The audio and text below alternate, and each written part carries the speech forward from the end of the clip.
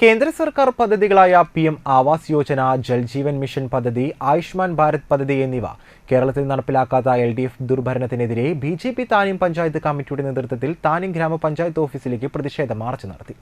സംസ്ഥാന സമിതി അംഗം അഡ്വക്കേറ്റ് ഉല്ലാസ് ബാബു മാർച്ച് ഉദ്ഘാടനം ചെയ്തു. പഞ്ചായത്ത് പ്രസിഡന്റ് വിനോബ് VV അധ്യക്ഷനായി. ജില്ലാ സെക്രട്ടറി ഹരീഷ് മാസ്റ്റർ ആമുഖ പ്രഭാഷണം നടത്തി.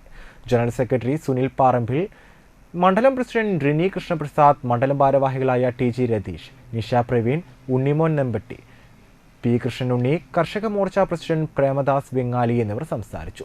NS സുഗതൻ, രാധിക CR, കവിത ഷൺമുഖൻ, ഉണ്ണികൃഷ്ണൻ, സന്തോഷ്, പ്രവീൺ, സുധീർ പൊറ്റേക്കാട്ട്, ശ്രീജിത്ത് ലക്ഷ്മണൻ എന്നിവർ നേതൃത്വം നൽകി.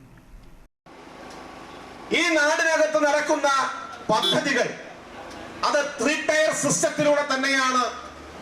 ഡീസെൻട്രലൈസേഷൻ ഓഫ് പവർ, ആ കാര്യത്തിലൂടെ കേന്ദ്രത്തിൽ നിന്ന് സംസ്ഥാനത്തിലേക്കും സംസ്ഥാനത്തിൽ നിന്ന് തദ്ദേശ സ്വയംഭരണ സ്ഥാപനങ്ങൾ വഴി പൊതുസമൂഹത്തിലേക്കും കൃത്യമായി നടപ്പിലാക്കേണ്ട പദ്ധതികളുണ്ട്. ആ നടപ്പിലാക്കേണ്ട പദ്ധതികളിൽ നിന്ന് പഞ്ചായത്തിന്റെ പിടിപ്പുകേടുകൊണ്ട്, ഭരണ സംവിധാനത്തിന്റെ വിവരക്കേടുകൊണ്ട് ഇവിടുത്തെ സാധാരണക്കാരായിട്ടുള്ള ജനവിഭാഗങ്ങളിലേക്ക് അത് എത്താതെ വരുന്ന സമയത്ത് ഇവിടുത്തെ രാഷ്ട്രീയ പാർട്ടികൾക്ക് ഉത്തരവാദിത്വമുണ്ട്. അതെന്തുകൊണ്ടാണ് നടക്കാത്തത് എന്ന് ചോദ്യം ഉയർത്താൻ ആയുഷ്മാൻ ഭാരത് പദ്ധതികൾ കൊണ്ടുവന്നു.